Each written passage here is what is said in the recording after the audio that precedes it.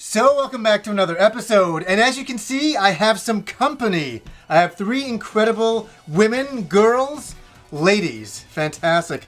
And one of them you know, it's Kim, my wife. Hello. And this is Jen. Howdy. And this is Jennifer. Hi.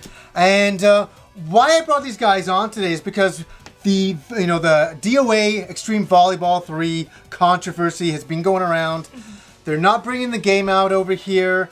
And there's a lot of, people talking about it, upset about it, calling it censorship and all sorts of stuff. And I'm quite annoyed by it, I can honestly say as well. I had to go on to Play Asia today and buy the game. But what I wanted to get, and I'm going to leave right now, and not getting these guys away, I wanted three girl gamers' perspectives on this issue. And I'm just going to let them talk about their history with games and what they think about this. So I think it's going to be really interesting. So take it away, guys. All right. Hey guys, my name is Kim. As you know, I'm Johnny Millenium's wife. I've been a gamer since I was a kid, but I mostly got into it when I met John personally, and he got me into Dragon Quest, as everybody knows. So I'm mostly into the RPGs myself, and that's where my gaming life is. How about you guys? I'm Jen, and I'm friends with Kim and Johnny. I've been a gamer pretty much since I was a baby. Thanks, Dad. And most of the time, I'm playing shooters and racers and blowing shit up. Nice. Like it. Yeah. Me too. I'm Jennifer. My history is pretty similar. I've been gaming since the early 80s. I was very young at the time, and again, my parents are the ones that got me into it. So a whole family thing going on there, and yeah, still very heavy into the gaming. Personally, I like the RPGs myself. I play games mostly where I can be the girl. I didn't realize that was a trend until it was pointed out to me, but it's very much dictates what I end up picking up at the end of the day.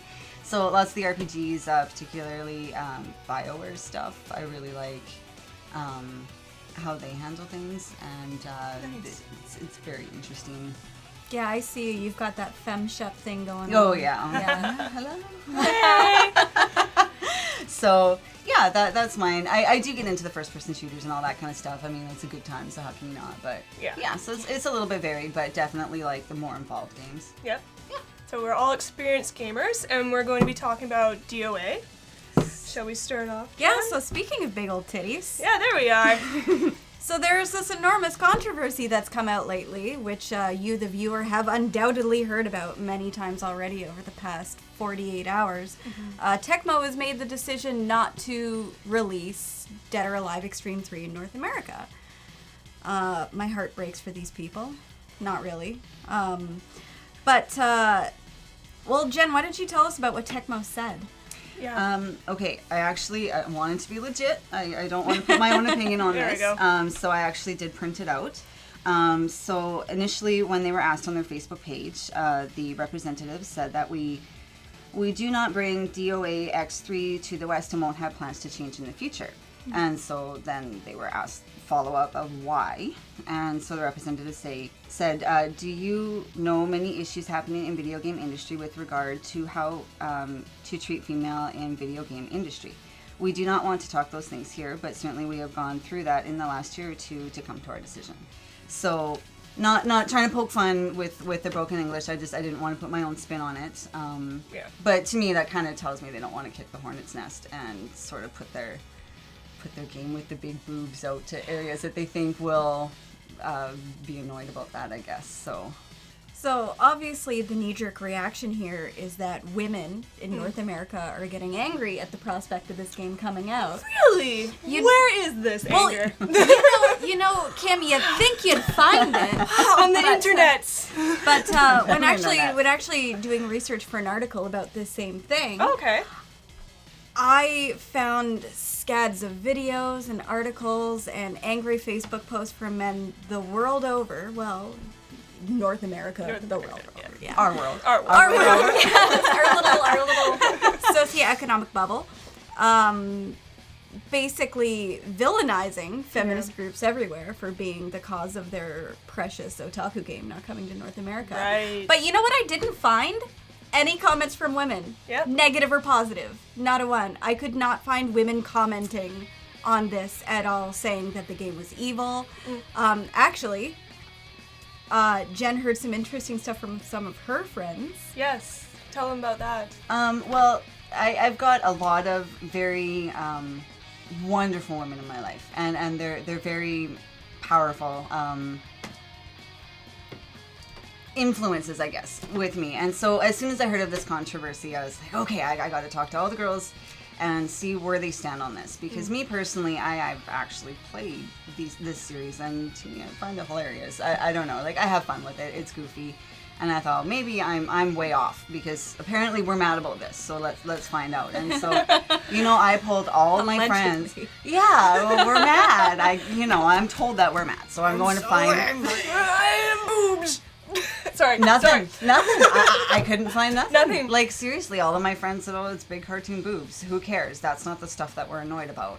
And, at no given point did any of the DOA series, whether it's the actual fighting games or the like the volleyball spin-offs and stuff, they've never pretended to be anything they're not. And so, it's never been like we get promised something that has strong female leads and such that would do us proud, and we go play it and it's disappointing. It's not that. It's big cartoon boobs, and it's goofy, and it's fun, and we know what we're getting into, and it's all fantasy. Nobody I spoke to is mad. That's all it is. Yeah. It's not real. Well, I mean, even if you want to come from this the perspective of unrealistic female body images in media, because this is a very old and very long-winded argument. Of course. Even if you want to come at it from that angle, I will put money down on the fact that no man out there thinks that all women should be 6'9", big-breasted Amazons who are also ninjas. Yep.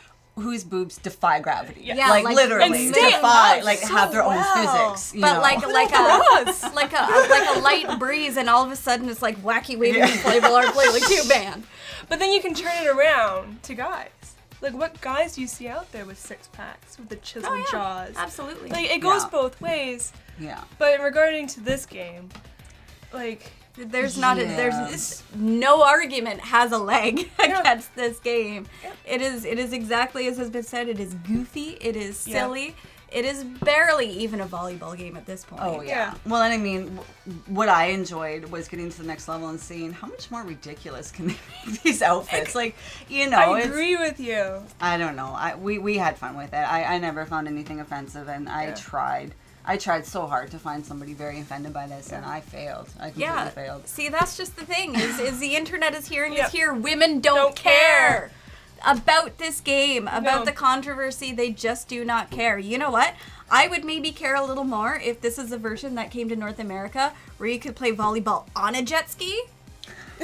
That is a mini. That doesn't work. It's nothing to do with the boobs. Don't try this at home. Yes. That is a mini game that I would almost certainly play in that game. I would love to, but it's not in there, so I don't care. You know what's so funny is even when I play any video game, I always pick the girl if I can. Yep. And I love to see their outfits. I like to see the fact that they're hot. And I always pick the hottest girl. Of all of them. That's I don't fair. know why. Whatever. I just think it's fun. Why? Because it's not real. It's just a game. It's not real. Yeah. It's not offensive in any way. I don't think. No. Well, see, the thing is Tecmo's comment on why they're not bringing it to North America. I don't even buy into it. No, I don't. First of all, one, because absolutely no female was protesting the announcement of this game whatsoever. Even leading up to it. Yeah. Right? Because it's been out for, the fact that it's coming out, right? It was announced, yeah. It was announced, and what groups were saying, no, we can't have titties like this. Yeah. Sorry. Well, you can, but it's really expensive. Oh, God. Then you got to keep the upkeep and that's a whole nother thing. Then you got to set up the hydraulics, right? And then, you're 86, and your boobs are still perfect. Okay. Anyway, sorry, we're getting Give it a new spin on low riders. we take this so seriously. Right? No, I don't believe it purely for the fact that it seems like such a knee-jerk response for something that did not garner that kind of attention in the first place. Not only that, but because as a company, you really can't come right out and say we are choosing not to import Dead or Alive Xtreme 3 into North America because the previous title sold like shit. Yeah, we were talking about numbers earlier, right? Yeah, I do have an article here from KOAmission.com. I'm so sorry, I should have... Coalition? Yeah. Yeah. It was written by Callum May, and they grabbed the statistics. It's just I grabbed from their website. So the reviews for Dead or Alive Extreme Beach Volleyball really weren't that good. The IGN stated in their review, Team Ninja brings back the sexy but forgot the game. So their failure wasn't just reflected by critics, but even by fans who quickly rejected the new titles. North American sales hit a devastating low of 140,000, more than 200,000 sales less than the original game. And for comparison, Dead or Alive 4 sold double this. So, I mean, the Dead or Alive Extremes, it already wasn't doing so good. Yeah. And so...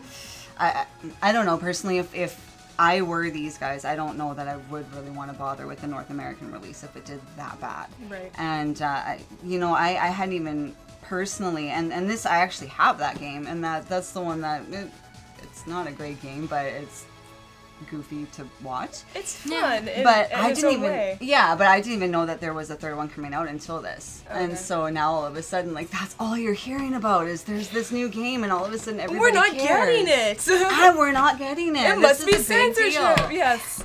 It's not censored. And that's what it is. Now we're being censored, and that.